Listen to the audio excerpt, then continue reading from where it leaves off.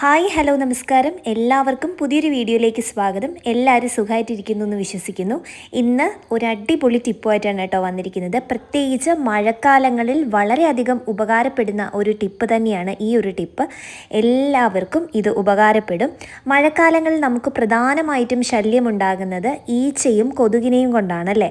എന്നാൽ ഈച്ചയും കൊതുകിനെയും തുരത്താൻ പറ്റിയിട്ടുള്ള ഒരു സൂപ്പർ ടിപ്പുമായിട്ടാണ് ഇന്നത്തെ ഈ ഒരു വീഡിയോയിൽ ഞാൻ കാണിക്കാൻ പോകുന്നത്. ടിപ്പ് പറയുന്നതിന് മുന്നേ എൻ്റെ ചാനൽ സബ്സ്ക്രൈബ് ചെയ്യാത്ത കൂട്ടുകാരാണെങ്കിൽ ഒന്ന് സബ്സ്ക്രൈബ് ചെയ്ത് വെച്ചോളൂ കേട്ടോ. എങ്കിൽ മാത്രമേ ഞാൻ ഭാവിയിലിടുന്ന വീഡിയോസിൻ്റെ നോട്ടിഫിക്കേഷൻ നിങ്ങൾക്ക് മുന്നിൽ എത്തുകയുള്ളൂ. അപ്പോൾ നമുക്ക് ടിപ്പ് എന്താണെന്ന് നോക്കാം. അപ്പോൾ ഈ ഒരു ടിപ്പ് ചെയ്യാൻ ഒരുപാട് സാധനങ്ങളുടെ ആവശ്യമൊന്നുമില്ല. നമ്മുടെ അടുക്കളയിലുള്ള 2-3 ഐറ്റം മാത്രം മതി കേട്ടോ. ആദ്യം വേണ്ടത് ഇതുപോലൊരു ചിരാതാണ്. പിന്നെ വേണ്ടത് ഇങ്ങനെ ഒരു നാരങ്ങയാണ് കേട്ടോ. അതായത് നാരങ്ങ പിഴിഞ്ഞ് അതിൻ്റെ തൊണ്ട് മാത്രം മതി കേട്ടോ. അപ്പം ഈ 2 ഐറ്റംസാണ് പ്രധാനമായിട്ടും വേണ്ടത്. വേറൊന്നും ഇല്ലെങ്കിലും ഈ 2 ഐറ്റംസ് വേണം. എങ്കിൽ മാത്രമേ ആ ഒരു ടിപ്പ് ചെയ്യാൻ പറ്റത്തുള്ളൂ കേട്ടോ. നാരങ്ങയുടെ തൊണ്ട് ഉണക്കിയെടുക്കുന്നത് ഏറ്റവും നല്ലതായിരിക്കും. ഇപ്പം എൻ്റെ കയ്യിൽ ഉണങ്ങിയ നാരങ്ങയുടെ തൊണ്ട് ഇല്ലാത്തത് കൊണ്ടാണ് ഈ ഒരു പച്ച നാരങ്ങയുടെ തൊണ്ട് എടുത്തത് കേട്ടോ. അപ്പോൾ ഇതുപോലെ പച്ച നാരങ്ങ ഉള്ളൂ എങ്കിൽ നാരങ്ങ പിഴിഞ്ഞതിന് ശേഷം ആ തൊണ്ട് വെയിലത്തോ അല്ലെങ്കിൽ അടുപ്പിലെ ദോശക്കല്ലിൻ്റെ പുറത്ത് വെച്ച് ഒന്ന് ചൂടാക്കുകയോ ചെയ്യുക. അപ്പോഴേക്കും ആ ഒരു ഈർപ്പാംശം, അതായത് ജലാംശം മുഴുവനായിട്ട് പോയി കിട്ടും. എങ്കിൽ മാത്രമേ നാരങ്ങ നന്നായിട്ട് കത്തത്തുള്ളൂ. അതിൻ്റെ തൊലി നന്നായിട്ട് കത്തുള്ളൂ കേട്ടോ. തൊലി കത്തിയാൽ മാത്രമേ നമുക്ക് ആ ഒരു ടിപ്പിലുള്ള ആ ഒരു എഫക്റ്റ് കിട്ടത്തുള്ളൂ. അതുകൊണ്ടാണ് അങ്ങനെ പറഞ്ഞത്.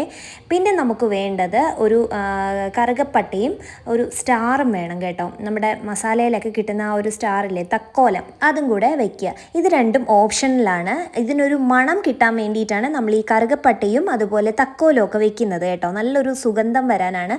നാരങ്ങ മാത്രമാണെങ്കിലും കുഴപ്പമൊന്നുമില്ല. ഇനി നമുക്ക് ഇതിലേക്ക് കത്തിക്കാൻ വേണ്ടിയിട്ടുള്ള കർപ്പൂരമാണ് വേണ്ടത്. കർപ്പൂരം കത്തിക്കുന്നതിലുപരി തന്നെ ഇത് കത്തുമ്പോൾ ഉണ്ടാവുന്ന ആ ഒരു മണം ഇതുപോലുള്ള ചെറിയ ചെറിയ പ്രാണികളെ അകറ്റി നിർത്തുന്നു. കർപ്പൂരം പൊടിച്ചിട്ടാലും ഇതിൻ്റെ ആ ഒരു ഗന്ധം കൊണ്ട് ഇതുപോലുള്ള ചെറിയ ചെറിയ പ്രാണികൾ, ഉറുമ്പുകൾ, കൊതുക്, ഈച്ച ഇവയൊക്കെ തുരത്താൻ പറ്റും. നമ്മൾ ഒരുപാട് ടിപ്പ് കർപ്പൂരം വെച്ച് ചെയ്തിട്ടുണ്ട്. കർപ്പൂരം വെറുതെ ഇങ്ങനെ ഒന്ന് പൊടിച്ചിട്ടാൽ മതി. ഉറുമ്പിൻ്റെ ശല്യം ഒഴിവാകും, അതുപോലെ ഈച്ച ശല്യം ഒഴിവാകും. അതുപോലെ തന്നെയാണ് കർപ്പൂരം കത്തിക്കുമ്പോഴുണ്ടാവുന്ന ആ ഒരു മണം കൊതുകിനെ തുരത്താനും നല്ലതാണ് കേട്ടോ. അപ്പം നമ്മൾ മാർക്കറ്റിൽ നിന്ന് കെമിക്കൽസ് വാങ്ങിച്ച് ഇതുപോലെ അടിക്കുന്നതിലും അതുപോലെ പുകയ്ക്കുന്നതിലും ഒക്കെ ഉപരി ഇങ്ങനെയുള്ള നമ്മുടെ അടുക്കളയിലുള്ള ചെറിയ ചെറിയ നുറുങ്ങു വിദ്യകൾ കൊണ്ട് ഇങ്ങനെയൊക്കെ ചെയ്ത് കഴിഞ്ഞാൽ നമുക്ക് വലിയ ആരോഗ്യത്തിന് കോട്ടം വരില്ല. അതുപോലെ തന്നെ നമുക്ക് കാശും ലാഭിക്കാം. നമ്മുടെ അടുക്കളയിലുള്ള സാധനങ്ങൾ തന്നെയാണല്ലോ. അപ്പോൾ ഞാൻ ഇതിലേക്കൊന്ന് തീ ഇങ്ങനെ കൊളുത്താൻ പോവുകയാണ്. അപ്പോൾ ഈ തീ കൊളുത്തുന്നതിനോടൊപ്പം തന്നെ ഈ ഒരു പട്ടയും അതുപോലെ തക്കോലവും ആ നാരങ്ങയുടെ തൊണ്ടും ഒക്കെ കത്തിയിട്ട് അതിൽ നിന്ന് നല്ലൊരു മണമാണ് വരുന്നത്. നല്ലൊരു സുഗന്ധമാണ്. ആ സുഗന്ധം നമുക്ക് സുഗന്ധമാണ്. പക്ഷേ കൊതുക് പോലുള്ള ഈച്ച പ്രാണികൾക്കൊക്കെ അത് ഭയങ്കര ഒരു അസ്വസ്ഥത ഉണ്ടാക്കുകയും അത് നമ്മുടെ വീട്ടിലേക്ക് വരാതിരിക്കുകയും ചെയ്യും കേട്ടോ. സന്ധ്യ ഇത് ചെയ്ത് കൊടുക്കുക. തീർച്ചയായിട്ടും ഇത് ഉപകാരപ്പെടുന്ന ഒരു ടിപ്പ് തന്നെയായിരിക്കും. എല്ലാവരും ഇതൊന്ന് ചെയ്ത് നോക്കണം കേട്ടോ. അപ്പോൾ ഞാനിത് കത്തിച്ചിട്ടുണ്ട്. അപ്പോൾ നാരങ്ങ എടുക്കുമ്പോൾ ഒരു പ്രത്യേക കാര്യം ശ്രദ്ധിക്കേണ്ടത്, ഉണങ്ങിയ നാരങ്ങ തന്നെ എടുക്കുക. ഉണങ്ങിയ നാരങ്ങ ഇല്ലാന്നുണ്ടെങ്കിൽ ഞാൻ നേരത്തെ പറഞ്ഞതുപോലെ ഒന്ന് ജസ്റ്റ് ഒന്ന് വെയിലത്ത് വെച്ച് ഉണക്കുകയോ അല്ലെങ്കിൽ ദോശക്കല്ലിൽ വെച്ചിട്ട് ഒന്ന് ചൂടാക്കുകയോ ചെയ്യുക. എങ്കിൽ ആ ഒരു ഈർപ്പാംശം മുഴുവനായിട്ട് പോയി കിട്ടും. അപ്പം ഞാൻ അങ്ങനെയാണ് ചെയ്തത് കേട്ടോ.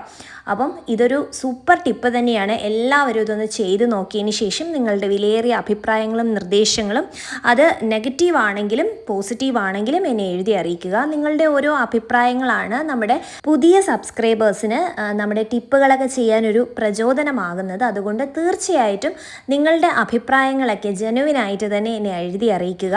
അപ്പോൾ ഞാൻ മുന്നേയും ഇതുപോലെ കൊതുകിനെ തുരത്തുന്ന ഒരുപാട് വിദ്യകൾ കാണിച്ചിട്ടുണ്ട്. അപ്പോൾ അതുപോലെ നല്ല ഒരു റിസൾട്ട് കിട്ടുന്ന ഒരു ടിപ്പ് തന്നെയാണ്. അപ്പോൾ എനിക്ക് ചെയ്ത് നോക്കി അത് വർക്ക് ആയതുകൊണ്ടാണ് ഞാൻ എൻ്റെ ചാനലിലൂടെ നിങ്ങളിലേക്ക് എത്തിക്കുന്നത് കേട്ടോ. അപ്പോൾ തീർച്ചയായിട്ടും നിങ്ങളൊന്ന് ചെയ്ത് നോക്കുക. അപ്പോൾ ഈ ഒരു കൊതുക് വരുന്ന ആ ഒരു സമയമുണ്ടല്ലോ, സന്ധ്യ നേരം അല്ലെങ്കിൽ മഴ പെയ്യുന്ന ആ ഒരു സമയത്തൊക്കെ ഇതുപോലെ ചെയ്ത് കൊടുത്താൽ കൊതുകിൻ്റെ ശല്യം പൂർണ്ണമായിട്ട് തന്നെ മാറിക്കിട്ടും കേട്ടോ.